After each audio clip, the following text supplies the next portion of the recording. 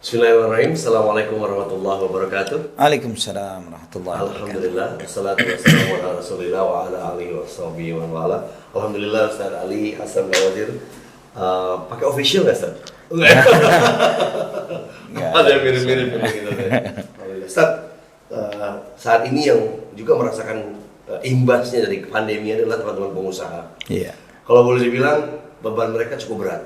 Kita mungkin kalau pegawai hanya mikirin gimana caranya dapetin gaji sebulan untuk keluarga kita. Tapi mereka yang punya ratusan pegawai, ribuan, beban mereka begitu besar. Salut untuk para pengusaha yang bisa bertahan dan tidak memecat karyawannya gitu. Nah, ada satu pengusaha yang dihadapkan pada satu pilihan yang cukup berat. Dia akan mendapatkan rezeki besar, tender besar, dengan satu syarat, dia harus memberikan uang pelicin. Dan katanya uang ini buat dibagi-bagi buat tim.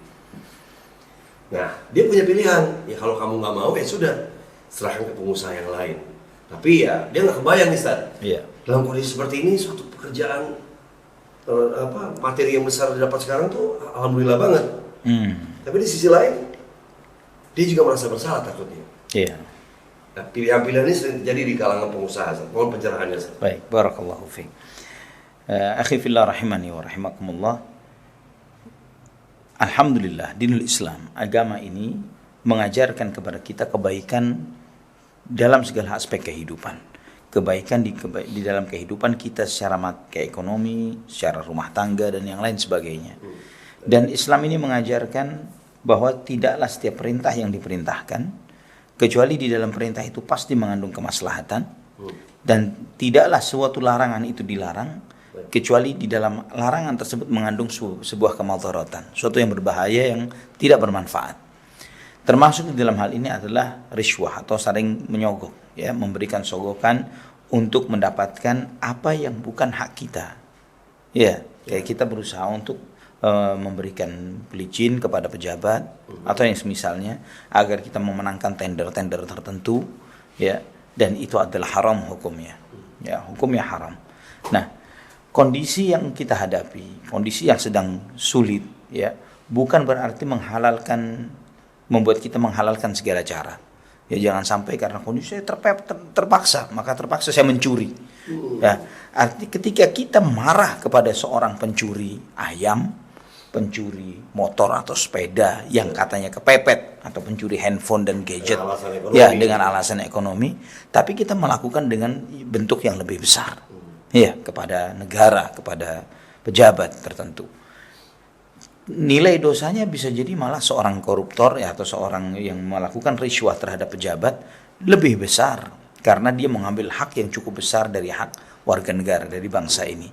Jadi, ikhwatal iman rahimani wa rahimakumullah, bukanlah sebuah pembenaran, ya, kondisi yang terjadi saat ini membuat kita untuk mengambil sesuatu yang bukan hak kita dengan melakukan riswah, dan tetap itu adalah terlaknat dalam hukum dan tetap dibenci oleh Allah Subhanahu wa taala dan Rasulnya. Wallahu a'lam bishawab. Lalu bagaimana caranya dia? Artinya ilmu dunianya kan dia ngerasa bahwa ketika saya sabar, ketika saya nggak ngelakuin hal ini, saya nggak yakin ya kamu mendapatkan kesempatan seperti ini lagi. Kondisi ini mengajarkan kepada kita banyak istilah bahasa ekonominya disruption, ya, melakukan suatu disrupsi. Ya, terjadi disrupsi dalam banyak aspek. Ya, dan mungkin sebagian pengusaha saya melihat di antara kiat yang mereka lakukan untuk bisa bertahan dalam kondisi seperti ini, tidak berusaha straight di bidangnya. Ya, tidak selalu berusaha bahwa ketika dia produksi garment, ya misalnya nih contoh, dia produksi garment, ketika dia tahu market garment itu semakin merosot, tapi ternyata banyak pengusaha garment yang kemudian dia menemukan peluang baru ketika dia misalnya mengalihkan dari produksi garment ke produksi masker misalnya. Bahkan ketika kebutuhan yang cukup tinggi, demand yang cukup besar, dan ketersediaan yang minim, itu dia bisa meraih keuntungan yang marginnya jauh lebih besar ketimbang ketika dia di masa garment. Ya, artinya dia malah mendapatkan peluang-peluang baru. Belum lagi misalnya dia membuat APD yang dijahit dan yang sebagainya yang banyak dibutuhkan oleh tenaga-tenaga medis.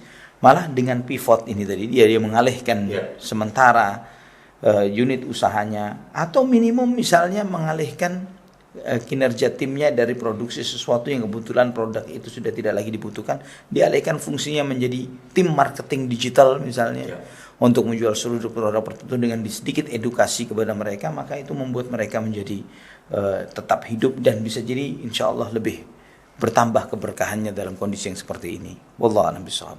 Barakallahu fiik Ustaz. Wa fiik barakallahu. Ini kita kejar adalah keberkahannya, bukan Ya. semata-mata karena Benar. ilmu kita, dan kita halalkan semua cara. Benar. Yang melanggar syariah Ustaz. Iya. Jazakallahu khair, Ustaz. Allah barik fiik wa jazakumullah khair. Silakan. Nah, Allah yusallimak. Barakallahu fiik.